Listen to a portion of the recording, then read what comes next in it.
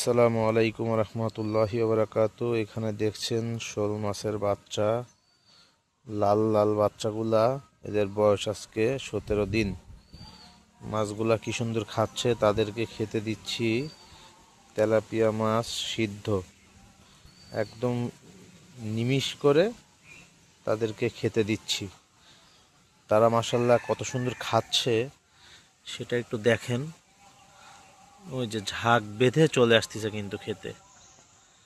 এই যে দেখেন, আমি আবারও দিচ্ছি খাবারটা।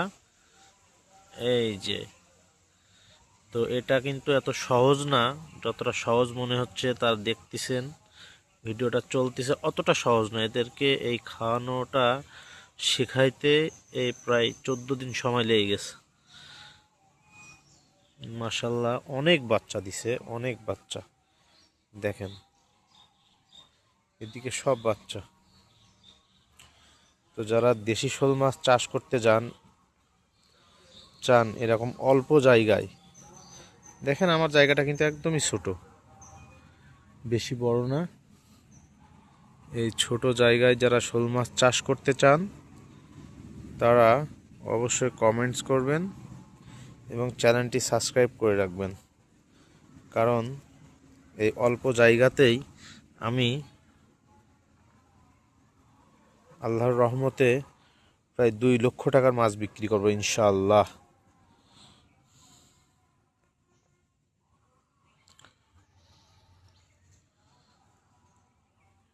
এখানে প্রায় 2000-এর মতো বাচ্চা আবার আমি ধরে আনছিলাম, ওই হাঁপায় রেখেছিলাম, আজকে ছেড়ে দিয়েছি। 2 দিন হাঁপাই ছিল, তাদেরকেও এদের সঙ্গে অ্যাডজাস্ট করা হয়েছে।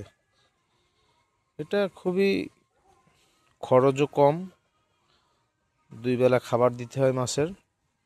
এই সময়টুকু থাকলে শোল মাছ চাষ করা যাবে। এবং পুকুরের পাড় সবচেয়ে ইম্পর্টেন্ট যে বিষয়, পুকুরের পাড়টা এবং উপরে যে ছাউনি দিতে হবে তাদের নিরাপত্তার জন্য,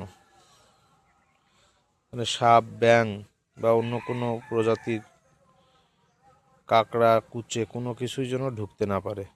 তার জন্য তারা খাওয়ার পরে তাদের পেটের অংশ দেখেন সাদা হয়ে গেছে। তো যারা শোল মাছ চাষ করতে চান, দেশি শোল মাছ, তারা অবশ্যই নক দিবেন।